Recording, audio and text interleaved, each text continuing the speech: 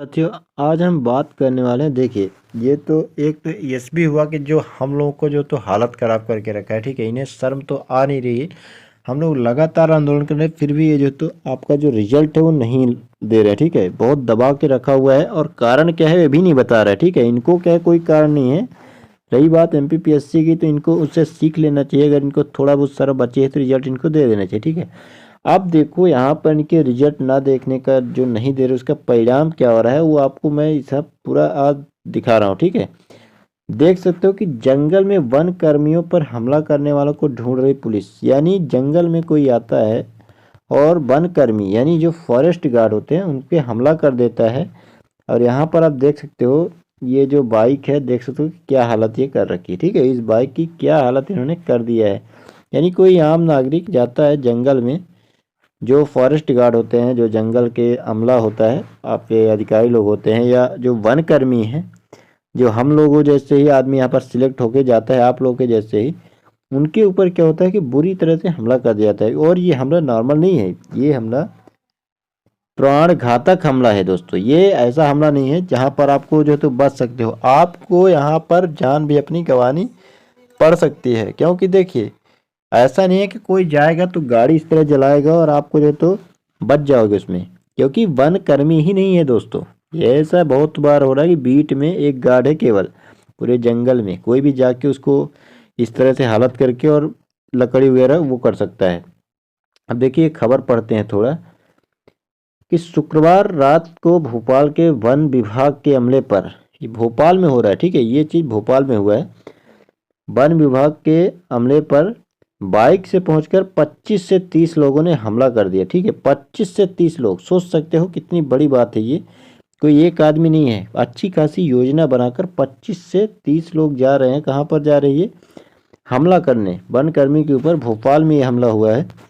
यह सभी किसी जंगली जानवर के शिकार और लकड़ी काटने के उद्देश्य से पहुंचे थे, लेकिन वन विभाग की टीम को देखकर परेशान हो गए। ठीक है, इनका उद्देश्य क्या था कि कोई शिकार करेंगे जंगल में, उसका जो है तो अवैध रूप से व्यापार करेंगे, प्लस और क्या करेंगे, यहाँ पर लकड़ी काटने की योजना थी। लेकिन वहाँ पर क्या हुआ कि वन रक्षक जो भी थे तैनात थे, तो इनकी हिम्मत देखो कि इन्होंने क्या किया कि विवाद हो गए। जिसके बाद इन्होंने क्या किया, विवाद करना शुरू कर दिया। पत्थर फेंकने से एक वन रक्षक को चोट लगी है, पत्थर मार दिया तो वन रक्षक को जो है तो चोट लग चुकी है।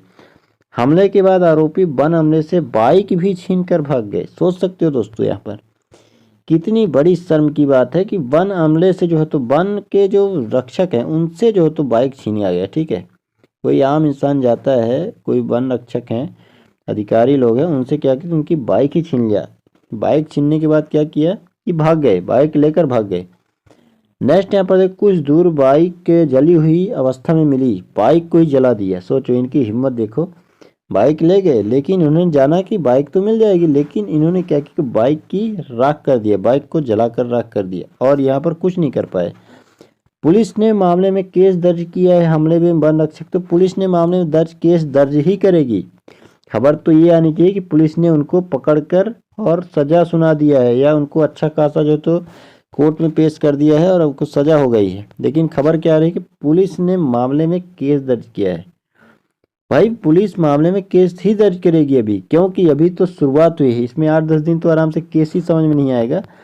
लगभग इसमें 10 साल 5 साल पता नहीं कब इनको जो सजा हो। जैसे रिजल्ट है तो 3 महीने 4 महीने हो चुके हैं, सब कुछ क्लियर है, लेकिन रिजल्ट नहीं आ रहा है। बताओ, तो इसी तरह से ये भी है, सिस्टम भी इसी तरह काम करेगा। क्योंकि ये जो काम कर रहे हैं, जो रिपोर्ट लिख रहे हैं, या जिनके ऊपर हमला हुआ है फॉरेस्ट गार्ड के ऊपर, इनको काम की इतनी ज़्यादा जो है तो जिम्मेदारी दी गई है कि ये अपना घर बार सब कुछ भूल चुके हैं। इनको दिन दिन भर पूरा 24 घंटे ड्यूटी करवाया जा रहा है जंगल में ही। तो कोई भी नॉर्मल आदमी आके इनके ऊपर हमला करेगा तो यही हाल होगा। क्योंकि अगर आप लगातार एक आदमी को इतना ज़्यादा काम करवाते हो, उसको एक दिन की छुट्टी नहीं दे रहे हो, उसको 5-5 महीने 6-6 महीने लगातार जंगल में दे रहे हो, कोई नई भर्ती नहीं कर रहे हो, नई भर्ती करे तो रिजल्ट दबा के रखे हो, तो क्या होगा? यही होगा। क्योंकि अगर आप नेता हो तो उसकी सैलरी लगातार बढ़ रही है, आप बोलते हो कि सीट भी बढ़ानी चाहिए, तो क्या यहाँ पर जरूरत नहीं है? क्योंकि आज की डेट में सभी क्या है कि ऐसा नहीं है कि वन रक्षक कोई कमज़ोर होता है, लेकिन उसको मजबूरी में कितना कमज़ोर रहेगा। अकेले अगर वो है, ठीक है, अकेले अगर वो है तो एक जो आर्मी का बंदा होता है उसको देखो, अकेले 10 आदमी को संभाल सकता है। लेकिन यहाँ पर काम का दबाव इतना ज़्यादा आ गया है फॉरेस्ट गार्ड के अंदर कि आपको जंगल में रहना है, अकेले रहना है, ठीक है, कोई आता है उसको देखना है।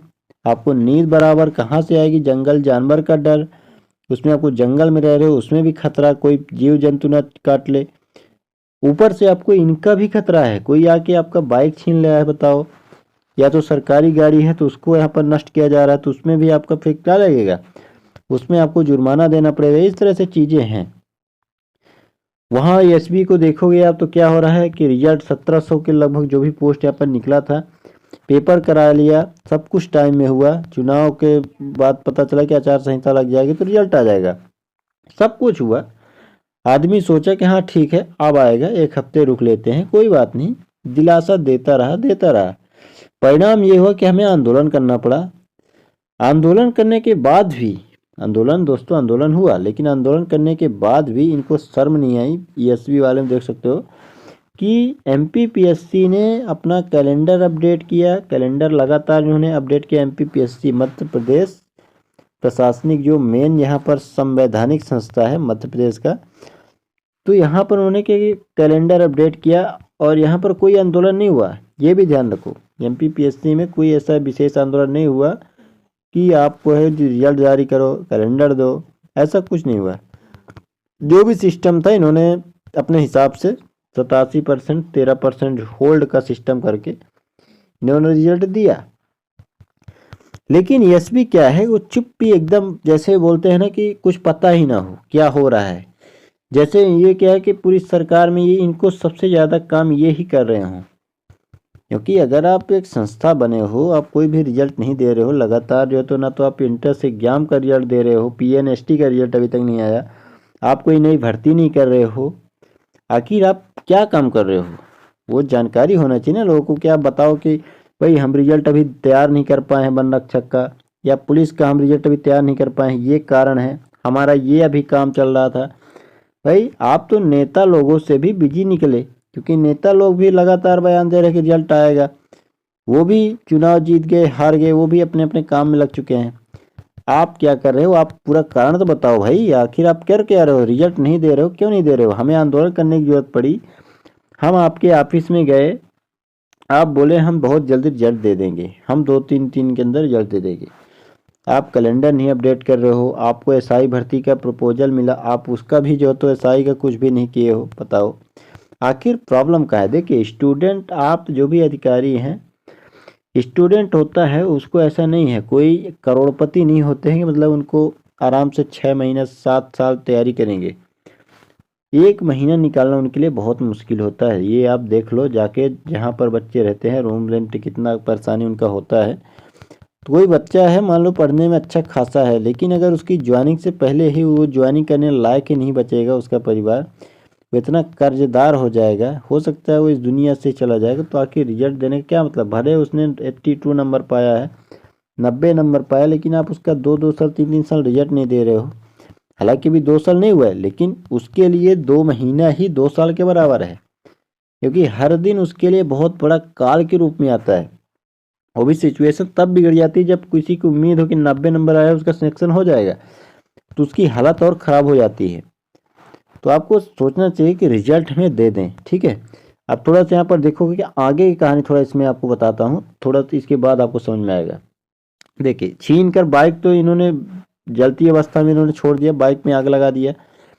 पुलिस ने मामले में केस दर्ज किया, हमले में वन रक्षक जो है तो इन्होंने शहीद किया हुए, चोट आई है इनको। घटना भोपाल और बिरसा के नजीराबाद और लटेरी के जंगल की सीमा की है। भोपाल मेन राजधानी में यह हमला हुआ है, ध्यान देने वाली बात है। राजधानी कितनी सुरक्षित है ये यहाँ पर देख सकते हो आप। और बिरसा की नजीराबाद में हुआ ये बीचों बीच। शनिवार को पुलिस और वन विभाग के अफसर घटनास्थल पर पहुंचे, करीब 2 घंटे तक जांच किया गया। डीएफओ आलोक पाठक ने बताया कि वन हमले के मामले में केस दर्ज करा दिया गया। ठीक है, केस दर्ज करा दिया, कोई बात नहीं। थोड़ा सा नीचे आते हैं। 10 से 15 बाइक पर आए थे 25 से 30 हमलावर। सोचो ये कोई नॉर्मल नहीं हो सकता। ये योजनाबद्ध तरीके से किया गया। 10 से 15 लोग क्या के बाइक लिया। इनका क्या काम था कि इनको शिकार करना है, जंगल में जो जंगली जानवर रहते हैं, और लकड़ी वगैरह काटना है और चुपचाप निकल जाना है। लेकिन ये आए तो हुआ क्या, इनको क्या मिल गया कि वन विभाग की जो टीम है गश्त कर रही थी। यहाँ पर देख सकते हो कि लटेरी और नजीराबाद के जो जंगल ढैया इलाके में घटना हुआ है, ये जंगल में वन विभाग की टीम गश्त कर रही थी। तभी 10 से 15 मोटरसाइकिल पर 25 से 30 लोग आए, जिन्होंने अमले को देखकर पत्थर फेंकने शुरू कर दिए। इससे वन रक्षक को चोट लग गया।